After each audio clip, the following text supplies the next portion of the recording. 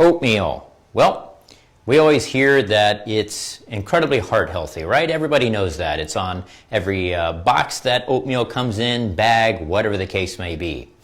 And I'm actually here to tell you that when you look at the studies regarding oatmeal, and there are copious amounts of studies, that indeed it does show that there is a reduction in the specific things that they say make oatmeal heart healthy.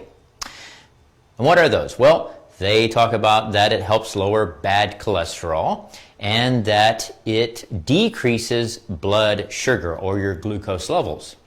Now, there's something very interesting though when you look at all of these studies, is that they say that it does these things, that oatmeal, when you consume it, lowers your blood sugar, lowers your bad LDL cholesterol against the control. Well, what does that mean? Well, it means that they are measuring the effects or the response of oatmeal and the body against something else. So in order to really understand what's going on with the supposed superfood of oatmeal, we need to know what the control is in these studies. Well, I'm here to tell you what that control is. Are you ready? Okay, you want to get a notebook so you can write this down so you don't forget. The control, what the oatmeal and the effects of oatmeal on potentially your body are compared to, is white bread.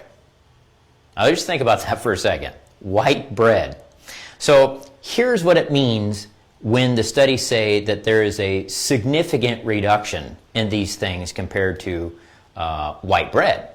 So let's say that you eat a couple of slices of white bread, your glucose is taken, and your glucose is 300, which is obviously ultra high, but let's just hypothetically say it's 300.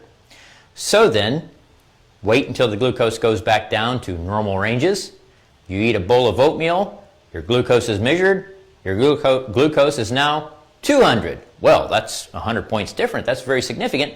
But let's not note the fact that blood glucose of 200 is still extremely high. It is a significant problem.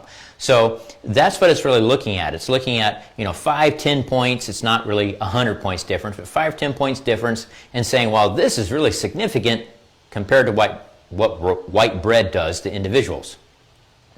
Not only that, but these studies found that with diabetics in particular, there was really no difference whatsoever between eating the control, the white bread, or oatmeal. So that's pretty interesting because we're really interested to know what types of foods could actually help, and that there's no significant difference between white bread or oatmeal. Oatmeal is not the superfood that it's touted to be, is it? Now, at the outset, I said there are 3 things. We've only covered 1. So what is the second factor? Well, if you look at the packages or the boxes or whatever the case may be that these oats come in, these oatmeal foods come in, you'll find that many of them also tout something called gluten-free, right? Everybody who's trying to be healthy is usually trying to stay away from gluten. Well, that is sort of true. So, first of all, you have to understand that using the word gluten, it's really just a category of a different type of amino acids. Now, is the gluten that is found in oatmeal, and by the way, there is gluten in oatmeal, it is called avenin, A-V-E-N-N, avenin. It is different than the gluten that is found in wheat. However, the difference with the gluten found in oatmeal, as far as how it tends to affect the body, is that there is a delayed response. So, oftentimes when you eat wheat, let's say you eat spaghetti or whatever the case may be, pizza, and you have a gluten sensitivity, very rapidly you will note the effects of the gluten. It may be that you get nausea immediately, maybe you have some kind of stool, diarrhea issues, maybe you wake up the next morning, 10, 12 hours later, and your joints are all sore, etc. With oatmeal, you can have the same effect, but up to days afterward.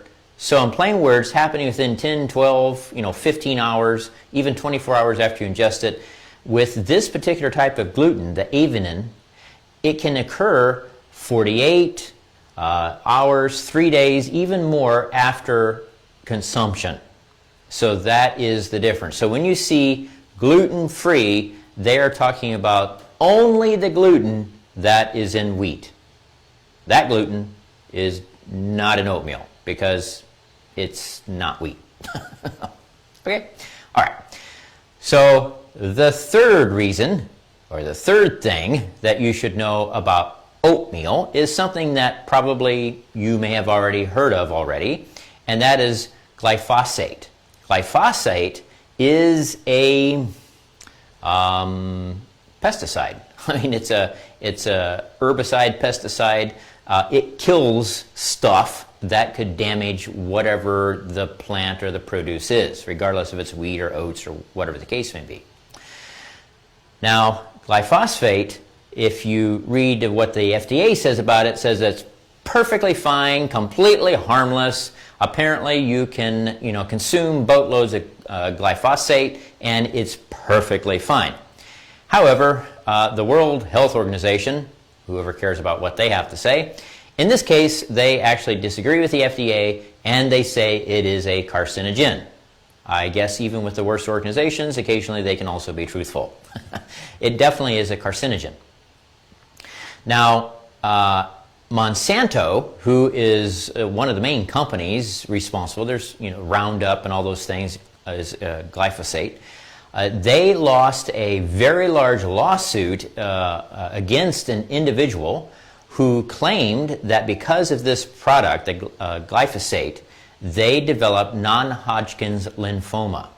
And indeed, the courts ruled that that was the case, and Monsanto lost. So that, at least in that case, seems to prove that glyphosate could definitely be a very dangerous carcinogen. Now, the EWG, that is an organization that tests different kinds of products and gives them a rating of how good they are or how toxic they are, whatever the case may be. EWG found glyphosate in 95% of the oat products that they tested. 95%. So it's extremely important that if you do ever choose to consume oatmeal, that number one, you do not consume any processed oats, rolled oats, the packages. Oh my gosh, like you go to a hotel and they're giving you this continental breakfast and there's these packages of instant oats. It's full of sugar. It's going to be full of glyphosate. It's really bad stuff. But you look at that package really closely, it's going to say that it's heart healthy. And I'm here to tell you that it is very difficult, exceedingly difficult, interpret that as impossible, to find any studies that show that particular type of oatmeal, the processed, instant, sugar-laden oats, is heart healthy. So there you go. But that's beside the point. If you are going to consume oatmeal, make sure that it's organic, that it's steel cut, and that will definitely help you at least have somewhat healthier oats that you're consuming. So I hope that that information is helpful to you. In addition, I'll just throw in a fourth thing that you should know about oats. This really applies to many types of things, different grains, beans, nuts, seeds.